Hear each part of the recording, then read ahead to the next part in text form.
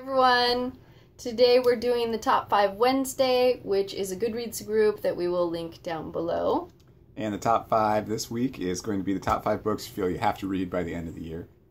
And we just had fun with this one because we don't keep like titles that we feel like we need to read on a certain time frame. So. And we usually don't keep up to date with new releases, so it's just whatever we had on our shelves, right? So, do you want to start first? Sure, I'll start.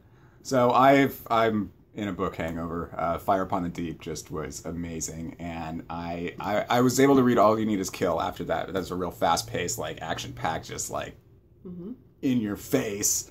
Yeah, that'll be on the wrap-up. But so I'm still nursing 20,000 Leagues Under the Sea by Jules Verne, and I'm realizing I'm not going to get to my TBR at all of reading classics and everything like that. Like I'm barely into this one. My TBR is not going great this month either. Yeah. I'm also in a book hangover. Yeah, so I'm gonna try and finish 20,000 Leagues Under the Sea by Jules Verne, at least by the end of the year. Awesome. All right. I am still working on Lord of Light by Roger Zelazny, and I actually am 100 pages into it, so I'm a third of the way through, and I do intend to finish it. It's just taking me a long time. When I got to a better part. You got to a part with the character you enjoy, right? It got to a chapter from Sam's perspective, yeah. All right, my next one is another one I'm partway through already, and that's 2001 by Arthur C. Clarke. I actually started trying to read this one to the kids, and they kind of paid attention during the beginning parts with the birth of man and Moon Watcher and everything. Then after that, once it went from mankind's beginning to space travel and just completely jumped to it. I'm gonna try and complete that one by the end of the year. Nice. Okay, I'm gonna do it. Moby Dick. I really want to read this next month, and it's huge, but I'm confident that I'm going to enjoy this. So, and a lot of this is just fluff. This isn't, like, that's where the book starts, so. Oh, okay, yeah, that's how a lot of the bigger ones are. Yeah, and it's got a lot of especially the classics with, lots of different forewords and stuff. Yep. And, but you'll have to let me know how it is. Moby Dick, yeah. All right, and then another one that I started but have not finished, just shelved it after a while, and I'm kind of embarrassed about this one because people just trip over themselves to praise this book, and it is Neuromancer by William Gibson. And I'm struggling with this one because I don't care about any of the characters. The book has given me no reason to be interested or care about anyone in the story, and so it's just really hard to stick with. And several of my coworkers are like, no, to push through. You'll get there, and I believe them, but it's just tough right now. It's got to be really. But I'll try and do it by the end of 2016. Nice, which is fast approaching. Fast approaching, already more than halfway there. I have had the Night Circus all year, and I've been really looking forward to it all year. But I haven't felt like I was in the right mood for it all year. But sometime before the end of the year, I would like to read this. When you get into a treat yourself mood. Right? Treat yourself. Yeah. All right, and the next one I have is Roadside Picnic by Arkady and Boris Strugatsky. First time. All right. Yeah. This one is a Russian sci-fi classic. There's a movie and apparently a video game too based off of this, though I don't know what they would make a video game about.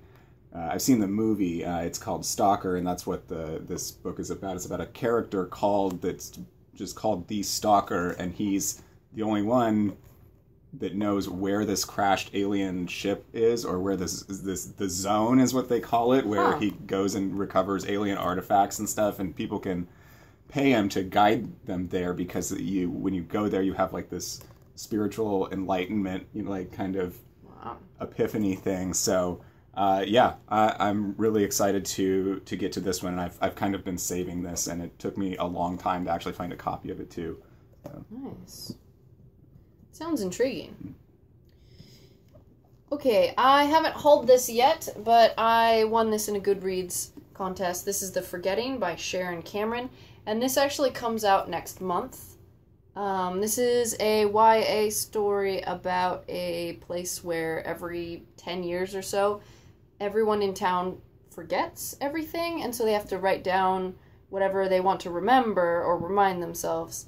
And so there's this one character who remembers, and they see how everyone else is lying to change their life for better or worse, I guess. Make their lives seem better, lie to themselves, right? Yeah. So it sounds like The Hangover, but like YA edition. That's actually a really interesting concept. I like stories like that. All right, and the last one I have is, I've actually had this book for quite a while, and it's The Shadow of the Torturer by Gene Wolfe.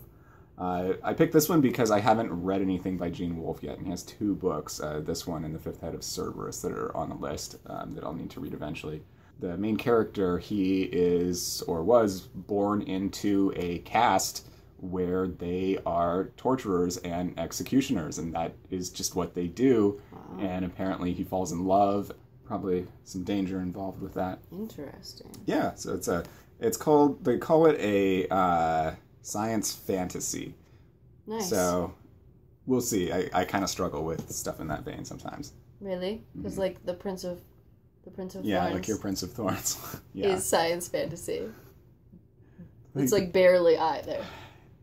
I feel like that's okay if you do like okay, man fell and then magic came back, but then like they use nuclear weapons too in it also, or something, or yeah, not nuclear, but chemical warfare. I just feel like if magic came back, the old world would be completely gone. Well, they find some stuff that makes radiation and like kills a bunch of people. Well, they shouldn't have found that, because I've decided that, because I haven't even read the books yet, that does not fit. Well, that trilogy is one of my favorite trilogies of all time, so I should do a review for that. Okay, my last book, I've had this for a long time also. This is Gated by Amy Christine Parker. This is a thriller where this girl grows up in a closed community after the 9/11 scare, and it's a cult basically, and they're told that the world is ending, and she's starting to question whether the fence or the gate or whatever is to keep things out or to keep them in. And I think she tries to escape probably, but I don't know. Sounds interesting. I like those isolation stories. Yeah. Yeah. All right. So that is our top 5 for the week. Like, comment, subscribe, and we'll see you next time. Bye.